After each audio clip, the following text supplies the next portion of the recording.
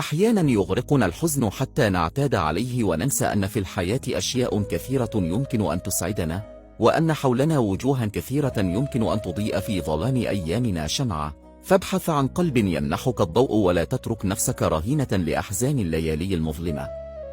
عند الهموم والآلام لا تتوقف وتغلق على نفسك الأبواب وترتدي ثياب السواد.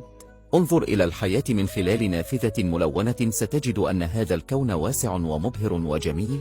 ستجد أن الحياة رائعة بجميع الألوان. كل يوم هو صفحة من لوحة حياتنا، لوحة حياتك لك أنت فقط. اختر أنت ألوانها واستمتع، ولا تدع الظروف والأشخاص يؤثرون عليها فيفسدون تناسق الألوان. عندما تقتحم حياتك ظروف صعبة وتتركك أمامها ذابلا ضعيفا، عندما تختفي منها ملامح الفرح فتتفاجأ بحياتك يملأها الحزن، عندما تقسو عليك الحياة، هنا تذكر أن الله سبحانه وتعالى يغلق أمامنا بابا لكي يفتح لنا بابا آخر أفضل منه. ولكن معظم الناس يضيعون تركيزهم ووقتهم وطاقتهم في النظر إلى الباب الذي أغلق، بدلا من باب الأمل الذي انفتح أمامهم على مصراعي. لا تيأس إذا تعثرت أقدامك وسقطت في حفرة واسعة، فسوف تخرج منها وأنت أكثر تماسكا وقوة. إن الله مع الصابرين.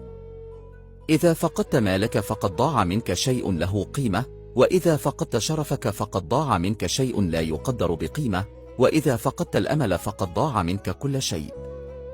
الأمل شمعة تنير الظلام، وكتابا مفتوحا لمن أراد أن يتعلم. فلكي نودع حياة بائسة خامدة، فليس علينا إلا أن نعيش حياة جديدة مشرقة يملأها التفاؤل، ويكون الأمل هو العنوان الرئيسي لها.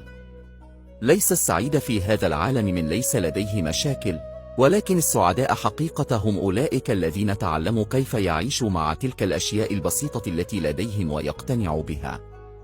التفاؤل شعور عظيم يرف في قلب كل سعيد وناجح، وهو أصل وقود الحياة في النفس البشرية، وواق من مخاطر الاضطرابات النفسية والجسدية.